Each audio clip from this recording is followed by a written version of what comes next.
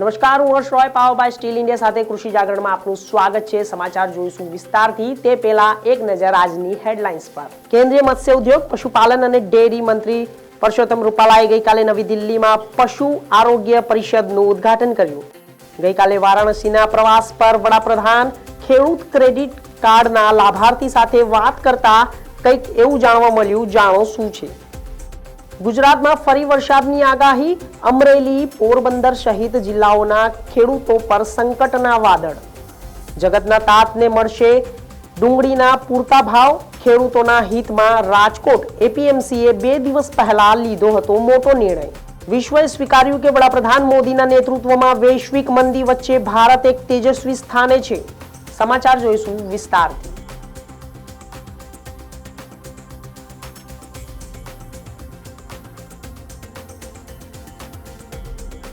વાત કરવામાં આવે કેન્દ્રીય મંત્રી પશુપાલન અને ડેરી મંત્રી પરસોત્તમ રૂપાલાએ ગઈકાલે નવી દિલ્હીની અંદર એક પશુ સંસાધનનું ઉદ્ઘાટન કરવામાં આવ્યું, જેની આગળની માહિતી હું આપને આપી દઈશ। આગળની માહિતી શું છે તે જાણવા માટે હું આપને બતાવી રહ્યો છું કે શું છે આગળની માહિતી।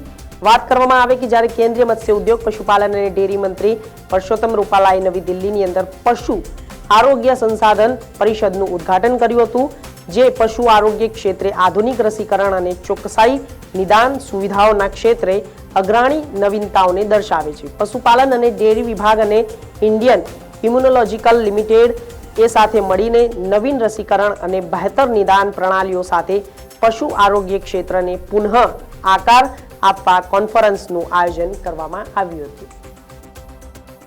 ગઈકાલે દેશના વડાપ્રધાન નરેન્દ્ર મોદી વારાણસીના પ્રવાસે હતા। વારાણસીના પ્રવાસ દરમિયાન તે કિસાન ખેડૂત ક્રેડિટ કાર્ડની વાત કરતા તેમને એવું કંઈક જાણવા મળ્યું હતું જેનાથી લોકો દંભ રહી ગયા હતા। આગળની માહિતી શું છે હું આપને આપીશ અને આપને પણ જણાવીશ કે શું ખેડૂતે નરેન્દ્ર મોદીને કહ્યું હતું, તેના પાછળના તથ્યો શું હતા।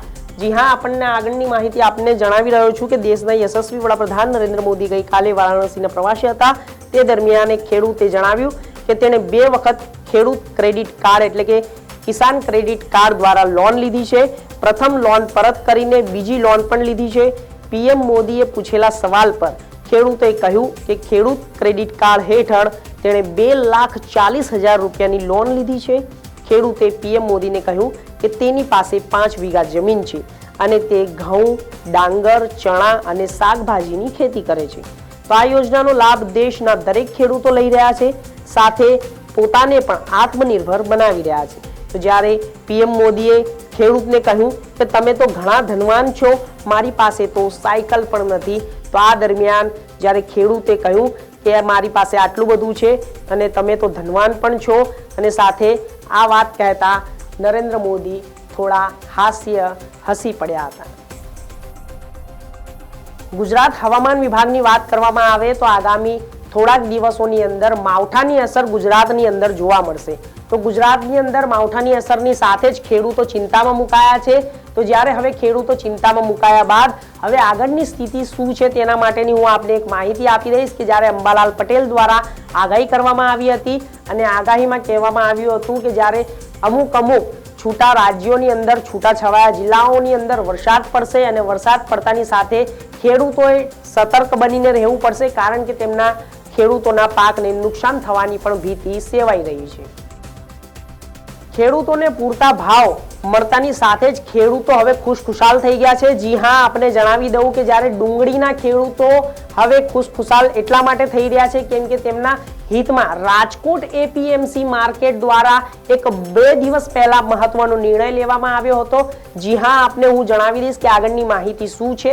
જ્યારે આપને જણાવું છું કે ડુંગળીની નિકાસબંધીના કારણે ખેડૂતોના ભાવ ન મળતા ખેડૂતો ચિંતામાં મુકાયા હતા। તો આ બધાની જ વચ્ચે રાજકોટ માર્કેટિંગ યાર્ડનો ખેડૂતો માટે એક મોટો નિર્ણય કર્યો હતો। વિગતો મુજબ હવે ડુંગળી વેચવા યાર્ડની અંદર દરરોજ 100 ગાડીની એન્ટ્રી આપવામાં આવશે। મહત્વનું છે કે આ નિર્ણયથી શહેરના લોકોને પણ પૂરતો માલ મળી રહેશે અને ખેડૂતોને પણ સારો એવો ભાવ મળી રહેશે।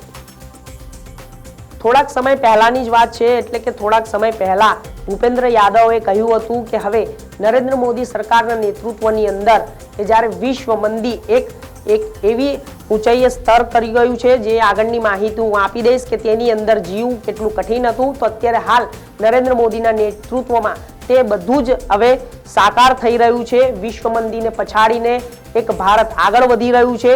ભૂપેન્દ્ર યાદવ દ્વારા આ કહેવામાં આવ્યું હતું. આગળની માહિતી શું છે હું આપને આપીશ કે જ્યારે હવે કેન્દ્રીય પર્યાવરણ અને વન, આબોહવા પરિવર્તન અને શ્રમ અને રોજગાર મંત્રી ભૂપેન્દ્ર યાદવે જણાવ્યું હતું કે પ્રધાનમંત્રી નરેન્દ્ર મોદીના નેતૃત્વમાં ભારતે એક વૈશ્વિક વિશ્વસનીયતા મેળવી છે અને વિશ્વ આબોહવા પરિવર્તનની કાર્યવાહી, નવીનતા અને ટેકનોલોજીના ભારતીય નેતૃત્વને સ્વીકાર કરવામાં આવે છે. તો હાલ સમાચારોમાં બસ આટલું જ. દેશ દુનિયા અને એગ્રીકલ્ચર ન્યૂઝ માટે જોતા રહો કૃષિ જાગરણ. નમસ્કાર.